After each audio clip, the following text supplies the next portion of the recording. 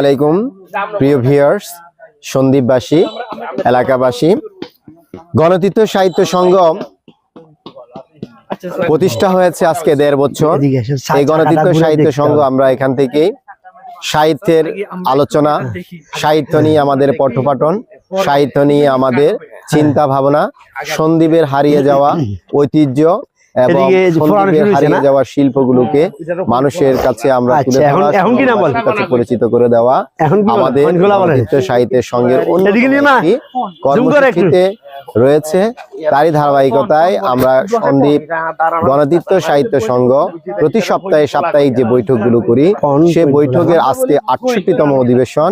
এই অধিবেশনে আজকে আমরা গণতন্ত্র সাহিত্য সংঘ গসাস, আজকে গসাস পরিবার সন্দ্বীপের থেকে হারিয়ে যাওয়া এমন একটি শিল্প, এমন একটি ঐতিহ্য আজকে আমরা খুঁজে বের করেছি, যেটি সন্দ্বীপের এক সময় ছিল কিন্তু এখন আর কোথাও দেখা যায় না।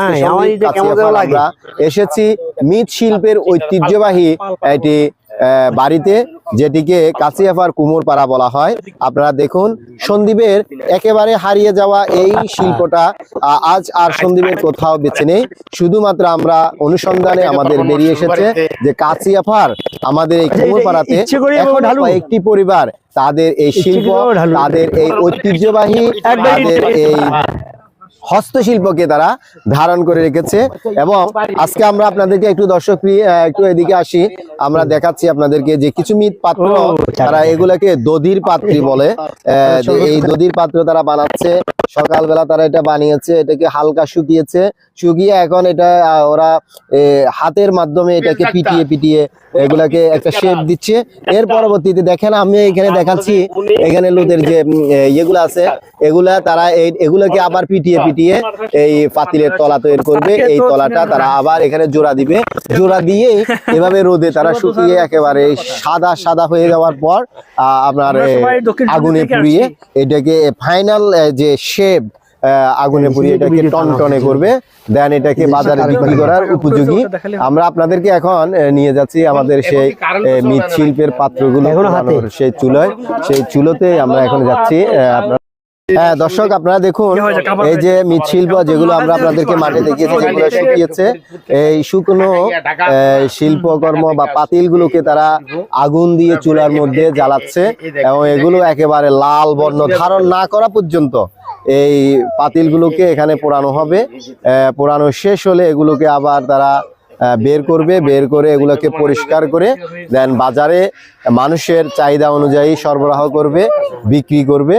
বিক্রি করে তারা এখনো কয়েকটি পরিবার আমাদের সন্দ্বীপের যে হারিয়ে যাওয়া এই শিল্পটাকে তারা এখনো ঐতিহ্যবাহী এটাকে তারা ধরে রেখেছে। প্রিয় দর্শক, আমরা দেখেছি যে আজকের এই প্রজন্ম, আমাদের এই সন্দ্বীপের এই নতুন প্রজন্ম যারা জেনজি জেনারেশন, এরা আমাদের এই কুমোরপল্লীতে ঐতিহ্যবাহী বাংলার যে মৃৎশিল্প, এই মৃৎশিল্প সম্পর্কে তারা আজকে পরিচিত না। দেখুন আমরা মৃৎশিল্পের কিভাবে কারিগর এটা পাত্র তৈরি করছে, তার মনের মাধুরী মিশিয়ে কাদা মাটিগুলোকে বিভিন্ন আকৃতি দিচ্ছে। এখন আমাদের একজন কারিগর, যিনি এই কুমোর ভাষায় বা ওনাদের ভাষায়, এই শিল্পের ভাষায় যেটাকে পণ বলে, অনেকটা ইটের ভাটার মতো একটা চুলা, এই চুলার মধ্যে প্রায় 500 পাত্র তারা এখানে দিয়েছেন। এই